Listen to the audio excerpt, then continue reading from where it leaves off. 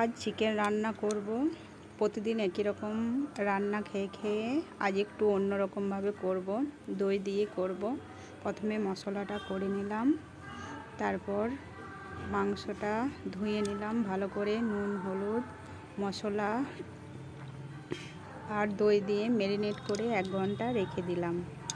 মশলার মধ্যে আদা রসুন জিরা ধনে গোলমরিচ লঙ্কা একটু পেঁয়াজ একটু টমেটো দিয়ে বেটে নিয়েছি। তারপর কড়াই গরম হয়ে গেল, ফোড়নে গরম মশলা দিয়ে দিলাম, গোটা গরম মশলা। তারপর পেঁয়াজগুলো ভেজে নিলাম ভালো করে। তারপর মাংসটা দিয়ে দিলাম, ম্যারিনেট করা মাংসটা। তারপর নেড়ে নিচ্ছি।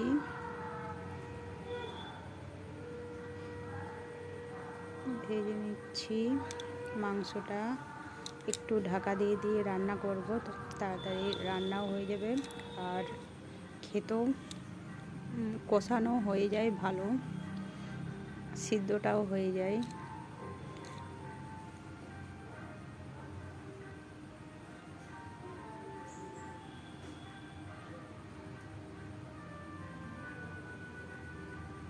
এরপরে ওই মাংসটার মধ্যে একটু চিনি দিয়ে দিলাম।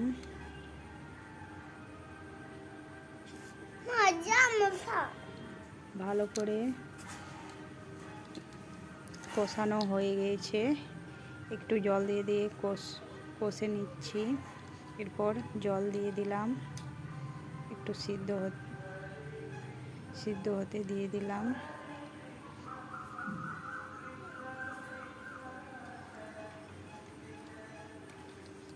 সিদ্ধ হয়ে গেছে, এবার নামিয়ে নেব।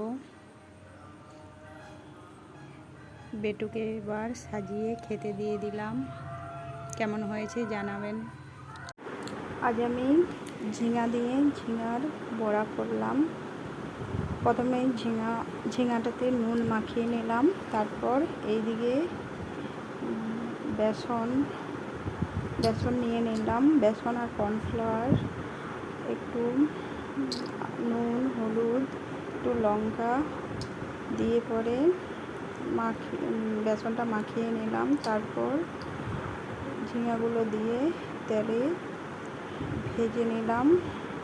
হয়ে গেল ঝিঙা বড়া। খেতে কিন্তু খুব ভালো লাগে, একবার করে দেখবে, খুব ভালো লাগে খেতে।